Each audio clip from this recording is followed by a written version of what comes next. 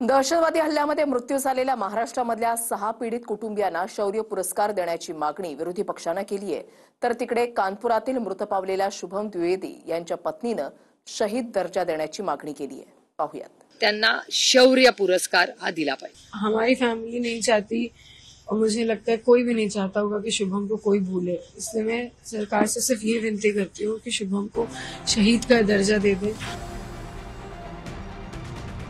पहलगाम मधल्या दहशतवादी हल्ल्यात महाराष्ट्रामधल्या 6 पर्यटकांचा मृत्यू झालाय।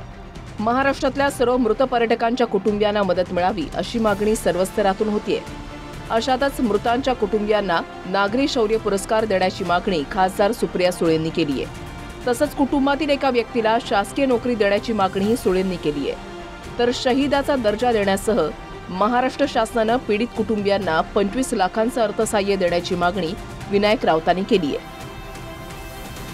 की ही सगळी जी कुटुंब आहेत ज्यांच्यावर ही हत्या, हा दहशतवाद, एवढा मोठा हमला, एवढी मोठी अडचण म्हणजे दुःखाचा डोंगर त्यांच्यावर कोसळलाय। जसं मी आसावरीचं उदाहरण दिलं तसं बाकीच्याही कुटुंबाची मुलं काय शिकलेत, काय करून त्यांना सरकारी नोकरी मेरिटवर आणि ते ज्या पद्धतीने त्यांनी जी हालचाल केली, एकामेकाला आधार दिला, त्याच्यासाठी त्यांना शौर्य पुरस्कार हा दिला पाहिजे।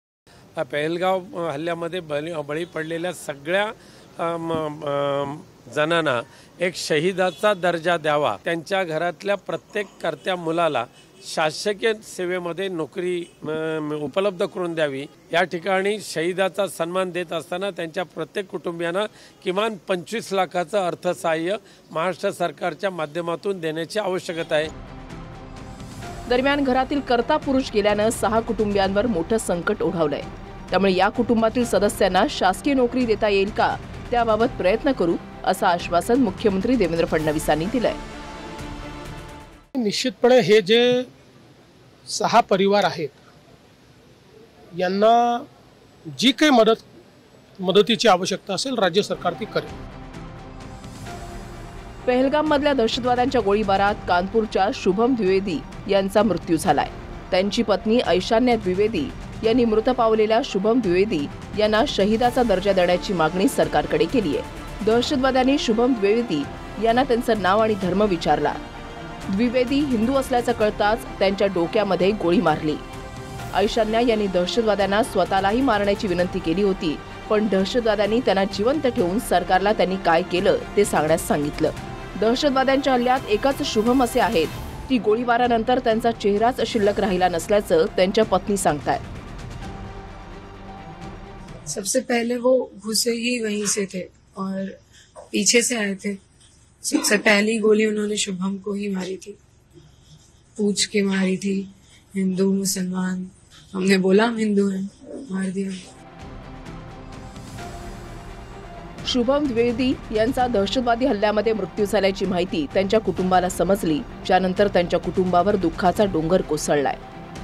पुलवामाचा हल्ला असो किंवा मुंबईवर झालेला 26/11चा हल्ला, लोकांना नंतर काही देणंघेणं नसतं। शुभमला कोणी विसरू नये असं मला वाटतं, त्यामुळे त्यांना शहीदाचा दर्जा देण्याची मागणी त्यांच्या पत्नीने केली आहे।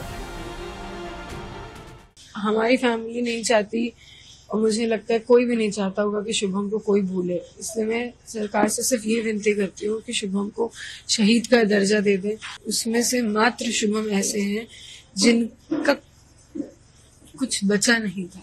हमारे घर वालों को शुभम को देखने का मौका नहीं मिला कि वो आखिरी में उसकी शक्ल, उसकी स्माइल देख पाए, उसका चेहरा छू पाए। कुटुंबियांच्या सांत्वनासाठी नेते मंडळी त्यांच्या घरापर्यंत पोहोचले। कुटुंबियांनी संपूर्ण घटनाक्रम सांगितला, नेत्यांनी तो समजूनही घेतला आणि सरकारकडे मागण्याही केल्यात। त्याचप्रमाणे पीडित कुटुंबियांच्या मागण्याही आहेत, त्यावर सरकार कसा आणि कुठपर्यंत विचार करणार हे पाहणं महत्त्वाचं असेल। Bureau report, TV9 Marathi.